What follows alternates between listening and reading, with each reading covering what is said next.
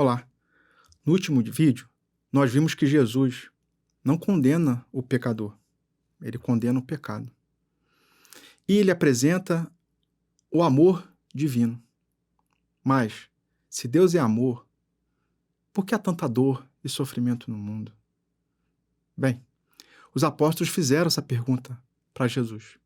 E a resposta dele vai nos ajudar a refletir sobre essa situação.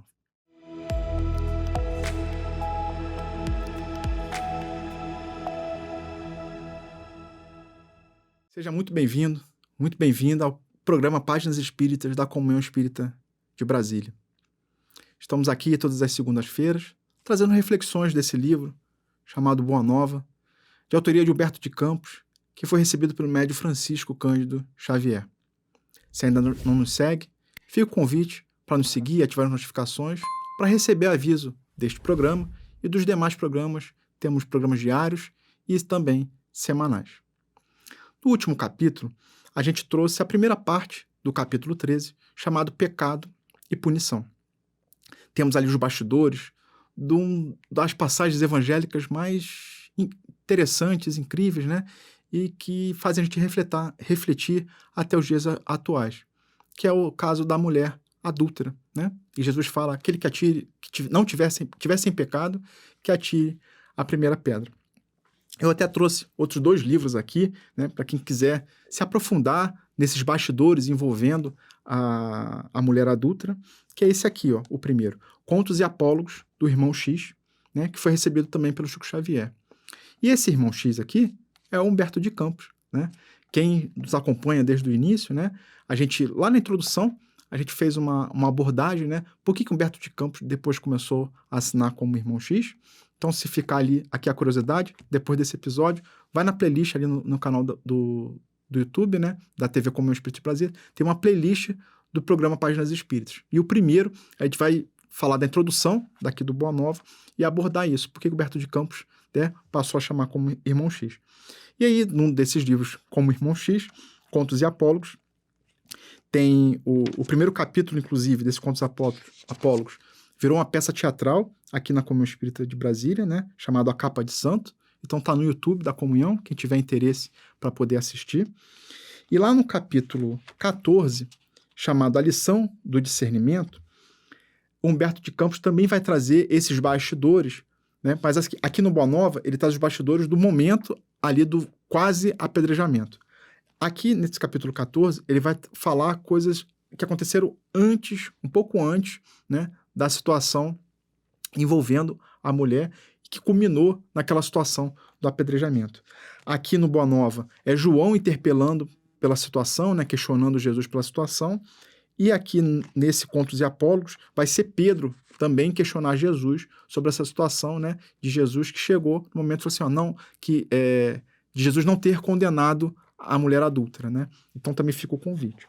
Um outro livro que também traz esses bastidores, mas aí já aborda o que aconteceu depois que a mulher sai, porque ela fica aquele olhar de agradecimento para Jesus, né? Jesus fala para ela assim, olha, então ninguém te condenou, eu também não te condeno, vá e não peques mais. O que aconteceu com a mulher? Como é que foi a vida dela, né? E algo interessante, né? Aí que está narrado aqui, ó, nesse livro Pelos Caminhos de Jesus, de autoria de Amélia Rodrigues, que foi recebido pelo médium Divaldo Pereira Franco. Aí é no capítulo 15, chamado Encontro de Reparação, porque a Amélia Rodrigues ela vai trazer também esses bastidores, vai trazer o que aconteceu ali depois na vida dela, né? Ela dedicada ali a cuidar do próximo, né? Nessa forma ali de agradecimento pela a forma como Jesus conduziu aquela situação, e ela vai encontrar o ex-marido dela, já no final da vida dele. Ele não a reconhece, mas ela reconhece. E ela vai cuidar dele, né? Ele estava com bastante moléstia, uma doença, e eles vão dialogar, conversam sobre Jesus, né? E ele estava muito arrependido sobre tudo que tinha acontecido no passado. Quem ficar curiosa, né? E querer entender mais sobre também esses bastidores depois da mulher adúltera, fica o convite aqui no capítulo 15, Encontro de Reparação, Pelos Caminhos de Jesus. Mas vamos aqui, né, nos concentrar no capítulo 13 do Boa Nova. Voltando aqui, né? Então João está ali conversando, Jesus fala sobre, né, apresentando a terra como uma escola de regeneração. Então a gente está aqui para se regenerar, para reajustar, para acertar o alvo, né? E também a terra como um hospital, onde o pecado, né, é a doença, não é o pecador. O pecado é a doença, então assim, ó, aquele equívoco é a doença e o remédio para essa doença é o evangelho. E aí na segunda parte, Humberto de Campos começa assim o capítulo. Muito tempo ainda não transcorrera depois desse acontecimento, quando Jesus subiu de Cafarnaum para Jerusalém. Então ele voltou a subir para Jerusalém, acompanhado por alguns de seus discípulos. Celebravam-se festas tradicionais entre os judeus. O Messias chegou num sábado, sob a fiscalização severa dos espíritos rigoristas de sua época. Então, ele estava sendo vigiado, porque Jerusalém estava ali, né, a capital, o centro ali do poder do Estado, né? E viram Jesus. Jesus já estava ali famoso naquela situação. Onde Jesus ia, havia uma multidão atrás dele. Então, ele começou a ser vigiado para onde que ele estava indo. Não foram poucos os paralíticos que o cercaram. Então, todo mundo já sabia que ele curava, né? Então, assim, poxa, eu também quero ser curado. Então, os paralíticos procuravam ele, ansiosos pelo benefício da sua virtude salvadora. Escandalizando os fanáticos, o mestre curava e consolava na sua jornada de gloriosa redenção. Então, assim, por que escandalizando os fanáticos? O Bertrand coloca aqui, né? O Messias chegou quando em Jerusalém? Num sábado. E aí vem aquela passagem assim, poxa, mas você está trabalhando no sábado? Você está curando no sábado, né? Então, assim, não, o sábado é sagrado, né? O sábado não se faz nada. Então, por que você está fazendo isso? Por que você está curando no sábado? E aí Jesus explica, né? Então tá lá, explicando que o sábado foi feito para o homem e não o homem para o sábado, e enfrentava sorridente as preocupações do mais exigente. Então, assim, estava todo mundo ali, né, alvoroçado, reclamando, questionando, e ele tá ali sorrindo, tranquilo, né? E tá explicando, né? Falou assim, olha, tá bom, eu entendi a sua preocupação, mas ó, não foi o homem que foi feito pro sábado, é o sábado que foi feito pro homem. Ele até, num determinado passagem do evangelho, fala, né, assim, olha, se uma ovelha sua, né, se sair do rebanho, tiver uma situação de perigo, você não vai salvá-la? Você vai deixá-la lá morrer, né, só porque é sábado? Não, você é um bom pastor, então você vai lá. E Jesus é o nosso pastor, né? Então, ele está ali cuidando desse rebanho, né, que está aqui no planeta Terra.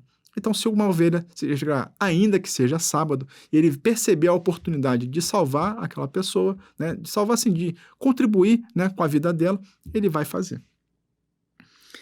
Vendo tantos cegos e aleijados, aglomerados à passagem, Tiago interpelou. Então, assim, pô, tinha muita gente com sofrimento, né? E ele coloca aqui os aleijados e os cegos. Então, que é algo que... Porque, assim, uma coisa é uma doença que quase ninguém tá vendo, né? Outra é uma doença física que você é perceptível. E aí a pessoa tá em muito sofrimento, né? Porque, normalmente, ela tá ali há muito tempo na rua, né? Ali meio que desesperada.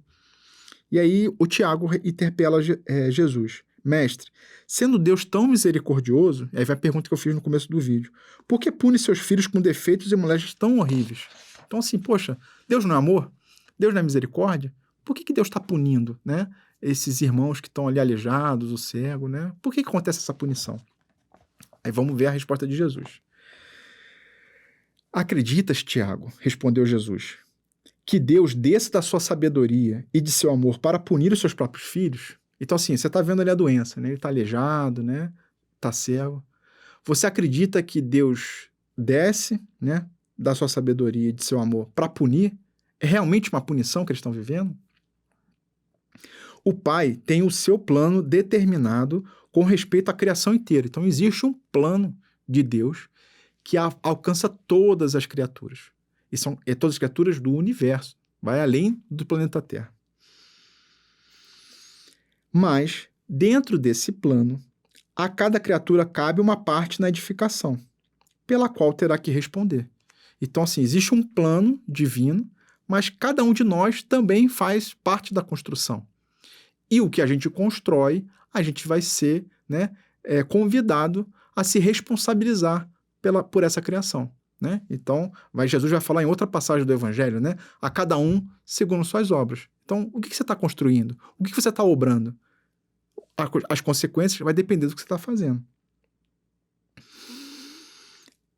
Abandonando o trabalho divino, Para viver ao sabor dos caprichos próprios, a alma cria para si a situação correspondente, trabalhando para reintegrar-se no plano divino depois de se haver deixado levar pelas sugestões funestas, contrárias à sua própria paz. Então, assim, uma vez abandonando o trabalho divino para viver os seus caprichos, né? Depois a alma vai criar uma situação para poder ela voltar para o caminho. Então, assim, eu me fui para um equívoco por capricho, né? Em algum momento eu preciso reajustar a rota. E esse reajuste de rotas, em algum momento vai ser a própria criatura tendo consciência e solicitando algumas coisas para fazer esse reajuste.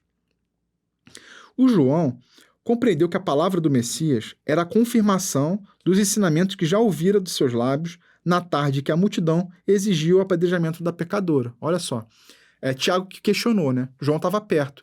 João, ouvindo a resposta de Jesus para Tiago, ele lembra da conversa que ele teve com Jesus naquela tarde em que a mulher fora, né, quase apedrejada.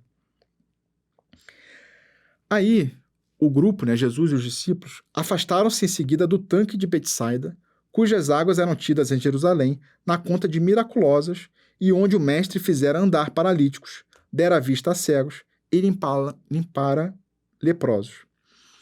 E aí, esse tanque, né, de Betsaida, em Jerusalém, na série The Chosen, tem uma cena, né, que demonstra diversas pessoas ali, né, e aí quando o tanque começa a borbulhar, né, uma atividade ali vulcânica,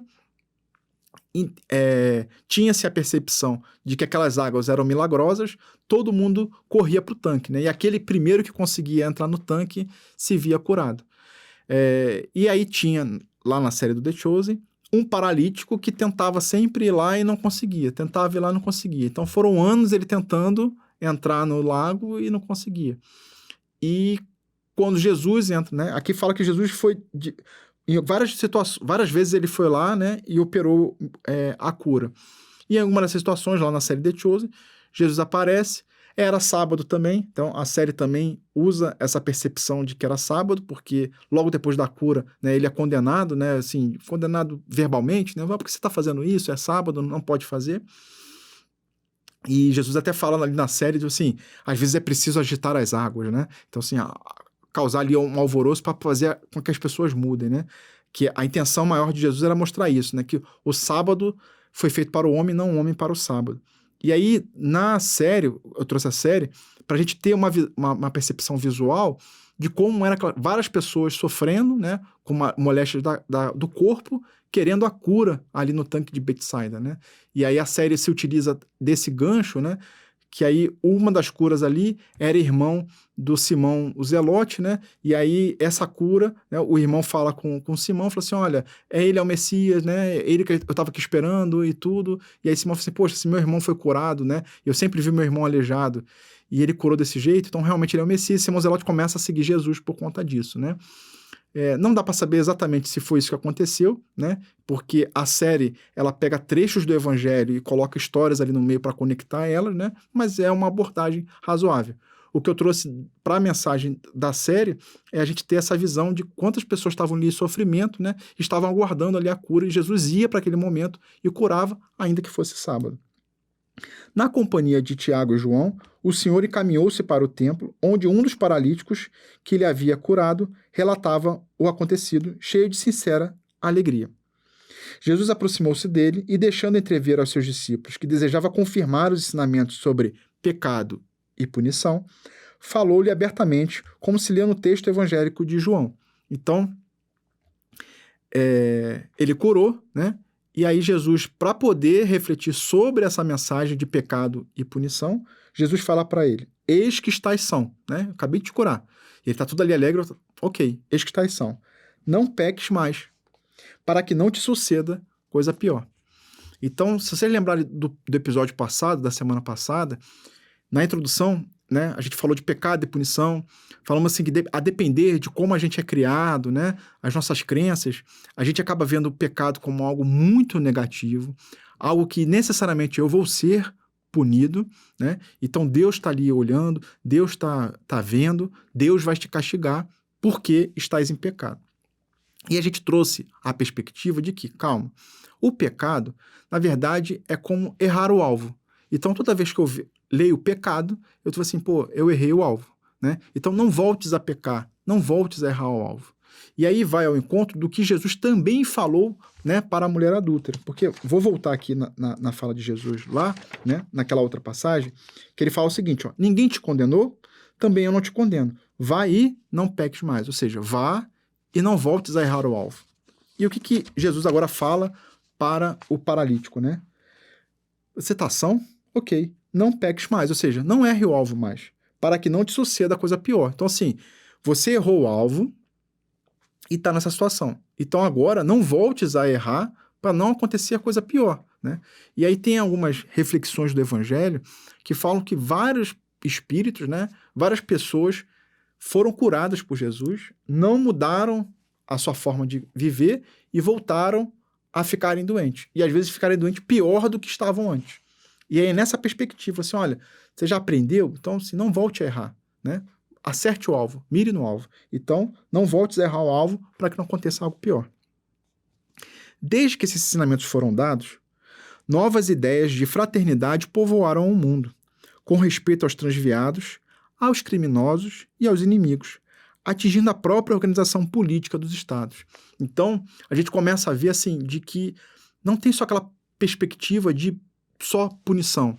Existe um esforço da sociedade, ainda que pequeno, mas ela vai evoluindo com o tempo, de observar as pessoas, né? Não como aquela pessoa que errou e acabou, né? Tirando as situações que tem de punição, de prisões perpétuas, por exemplo, né? Então, se a pessoa errou e acabou a vida para ela, né? Assim, ela vai ser presa até a morte, e algumas até executam, né, a morte. Jesus, ele vê com uma ruptura da gente, né, não condenar o pecador, né, condenar sim o pecado. Então existe um esforço da sociedade para a regeneração, para dar nova oportunidade. Quer dizer que todo mundo vai aproveitar essa nova oportunidade? Não. Às vezes a pessoa vai se equivocar novamente e aí vai precisar arcar com as consequências. Mas nós, como sociedade, precisamos ver, né, que o equívoco não é da pessoa, né, é como se fosse uma doença que está ali com ela naquele momento, e essa doença vai passar. Existe uma frase, né, que às vezes a gente ouve, né, no dia a dia, né, no passado eu ouvia mais, né, chamado de bandido bom é bandido morto, né. E aí se a gente for ver na perspectiva, né, bandido alguém que se equivocou, e na perspectiva de que somos eternos, somos o filho do mesmo pai, então o chamado bandido bom seria o bandido regenerado, né? Então, aquela pessoa que se equivocou e se regenerou e se recuperou e agora é uma nova pessoa, poxa, ela mudou a vida, entendeu? A gente tem diversos casos de pessoas que de fato se equivocaram, né? Cumpriram junto à justiça, né, a sua punição diante da lei dos homens e se regeneraram. E hoje são pessoas que fazem palestras, dão o seu veredito, né, para poder também mostrar para outras pessoas que é possível se regenerar. Às vezes a gente tem um certo preconceito, uma certa...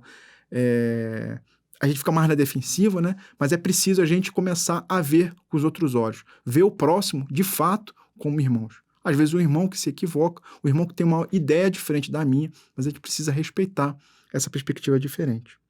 Humberto de Campos continua falando que o Império Romano vulgarizara os mais nefandos processos de regeneração ou de vingança. Escravos ignorantes eram pasto das feras, nos divertimentos públicos, pelas faltas mais insignificantes na casa dos patrícios. Só de uma vez, olha só, tamanha crueldade tinha naquela época, né? Que Humberto de Campos vai trazer aqui, ó. Às vezes, pequenas faltas já condenavam a pessoa a ir para os leões, por exemplo, no circo, né? Aí Humberto de Campos traz o seguinte, ó, só de uma vez, 30.000 desses servos, a quem se negava qualquer bem do espírito, foram crucificados numa festa próxima aos soberbos arquedutos da Via Ápia. Os açoites humilhantes eram castigo suave. Então, assim, um equívoco, 30.000 servos foram crucificados. Mas, assim, numa festa. Então, assim, num ambiente de festa, são servos, são escravos, não merecem nada, vamos crucificar eles.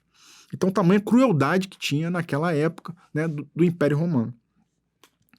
Entretanto, desde a tarde em que Jesus se encontrou com a pecadora em frente à multidão, um pensamento novo entrou a dominar aos poucos o espírito do mundo. Então, foi uma ideia plantada naquela época, né, porque não era comum, tanto que o pessoal achou estranho, né, aquela fala de Jesus e acabou todo mundo saindo, mas aquilo ali reverbera até os dias atuais. Então, é uma semente que Jesus plantou e ela está aí agora germinando, né, e criando ali a sua própria vida, né? Então, um pensamento novo entrou a dominar aos poucos o espírito do mundo. A substância evangélica do ensino inovidável penetrou o aparelho judiciário de todos os povos. Então, essa percepção que está na justiça divina, Humberto Campos coloca que começou a entrar aos poucos na justiça dos homens. Porque uma coisa é a justiça dos homens, outra coisa é a justiça divina. Então, essa mensagem aqui da justiça divina tem entrado aos poucos na justiça dos homens. A sociedade começou a compreender suas obrigações e procurou segregar o criminoso como se isola um doente, buscando auxiliar a reforma definitiva por todos os meios de seu alcance. Então, Humberto Campos traz essa percepção que eu trouxe aqui, né, de começar a ver o doente e a doença. Separar o equívoco, né, de quem está cometendo, né, o equívoco em si. Então, são coisas diferentes, né, e a gente precisa se esforçar, né, pela cura. Às vezes a gente não vai ver a cura naquela encarnação. Às vezes a pessoa, ela se equivoca, ela toma prazer pelo equívoco e às vezes ela acha que está certo, né? Não estou comentando nada de errado. Eu lembro que, vendo sobre, né, a dificuldade, né, que as pessoas têm de assumirem o próprio erro, dizendo que Al Capone, né, ali da máfia, lá nos Estados Unidos, né, ele cometeu diversas atrocidades. Quando ele foi ali, né, encurralado, né, e estava ali perto de ser preso e morrer, ele falava, né, que as pessoas estavam sendo ingratas a ele, porque as pessoas não viram quanto de emprego ele fez, né, a comunidade, como é que ele tinha ajudado a comunidade. Então, assim, poxa, é isso que a sociedade está me devolvendo, né? Todo o bem que eu fiz a ela não faz sentido. Então, ele se coloca numa posição ali de vítima e todos os equívocos que ele cometeu, ele não vê como equívoco. Ele vê como algo necessário, né? Naquela ideia dos fins justificam os meios. E aí ele acha que está tudo tranquilo, tudo certo. Então, assim, ele se regenerou naquela encarnação? Não. Ele vai precisar de outras oportunidades para poder refletir mais sobre aquilo. Os menores delinquentes, Humberto de Campos continua, foram amparados pelas numerosas escolas de regeneração. Todo o sistema da justiça humana envolveu para os princípios da magnanimidade e os juízes modernos lavrando suas sentenças sem nunca haverem manuseado o Novo Testamento. Então, Humberto de Campos traz aqui a percepção de que julgamentos foram suavizados, né, ainda que esses juízes não tivessem contato direto com o Novo Testamento. Então, assim, essa mensagem ela está reverberando no nosso interior, mesmo nas pessoas que nunca ouviram falar de Jesus ou têm uma percepção muito superficial de Jesus. Talvez ignore que procedam assim por ter sido Jesus o grande reformador da criminologia. Porque, voltando naquela tarde, a mulher ia ser condenada. A mulher ia ser apedrejada se não tivesse Jesus naquele momento. E Jesus traz ali a percepção de que, assim, ok, ela errou, né? Então, assim, ele não afasta o erro. Mas, assim, e você? Será que você também não tem errado? É a primeira pergunta. É a pergunta que ele faz para a multidão, né? Ele fala assim, olha, tudo bem, quem tiver sem pecado, quem tiver sem erro, pode atirar a pedra. Jesus permitiu o apedrejamento, né? É algo interessante também da gente pontuar. Mas ele deixou livre para cada um fazer o seu julgamento, a sua análise pessoal. Então, ele convidou a multidão a deixar de ser juiz para analisar a si mesmo. E essa é a principal missão de todos nós, é essa análise interna. Não analisar o outro. O outro está em erro, está em equívoco, não é decisão dele. Às vezes a gente tem alguém mais próximo, conversa, dialoga e tudo, né? Mas cada um tem o seu livre-arbítrio. A gente precisa estar muito mais preocupado com a nossa reforma íntima, com o que a gente tem feito da nossa vida. A gente precisa sair desse campo, desse papel de juiz, né, para o papel de uma reflexão própria. Tem um filme, né, muito bom também, ele é um livro, né, chamado A Cabana e virou um filme, né? O livro eu nunca li, mas o filme eu já vi algumas vezes, e é interessante a chamada do filme, né, porque em um determinado momento, o ator principal ali, né, que a mensagem, ele é colocado na posição de juiz. Você tá fazendo o papel de juiz, tá bom. Então você vai ser Deus por enquanto. Você vai ser Deus, o juiz, e tá aqui 2 dos seus filhos. Você só pode colocar um no céu. O outro você vai precisar condenar. Quem que você condena? Mas são seus filhos. Aí ele ficou assim, mas meus filhos. Sim, mas é o que você está pedindo. Você está pedindo para Deus condenar um dos seus filhos de forma eterna e colocar o outro de forma pacífica. E aí?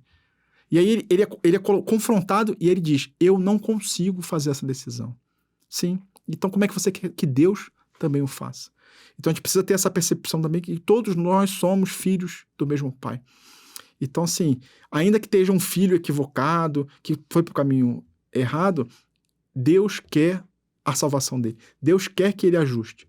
Às vezes pode demorar um pouco, vai ter um momento dele, ele vai passar por ajustes, né? A gente tem ali, cada um segundo as suas obras, mas ele também quer. E às vezes, a gente que está ali tentando acertar o alvo, somos usados para também ajudar o próximo, né? Então Deus se utiliza das criaturas para ajudar as criaturas. Então fica essa reflexão. Eu trouxe 2 livros, né, para quem quiser se aprofundar mais nesse assunto, né? Agora no final até falei de um filme, também fica o convite para a gente assistir o filme. Tem boas mensagens nesse filme, né, para a gente refletir, né, sobre esse amor que a gente precisa ter pelo outro, sairmos desse papel de juízes, né, e refletirmos mais sobre como a gente tem lidado com a nossa vida e que na essência a gente não sabe o que o outro está passando, né, para a gente numa livre olhada, um livre aceno, já fazer qualquer julgamento, né, e já condenar, né, a pessoa que a gente vê que está em equívoco. Bem, se você curtiu, né, esse episódio, fica o convite para deixar seu joinha, compartilhar com quem você achar interessante, né, alguém que possa também refletir sobre esses ensinamentos. E a gente volta na semana que vem. Na semana que vem, o capítulo 14 é um diálogo com Nicodemos, né, um diálogo rico, né, de Jesus com Nicodemos, que era doutor da lei, e aí tem diversos ensinamentos para a gente também refletir com esse capítulo. Eu desejo que todos tenham uma ótima semana, fiquem com Deus e até lá.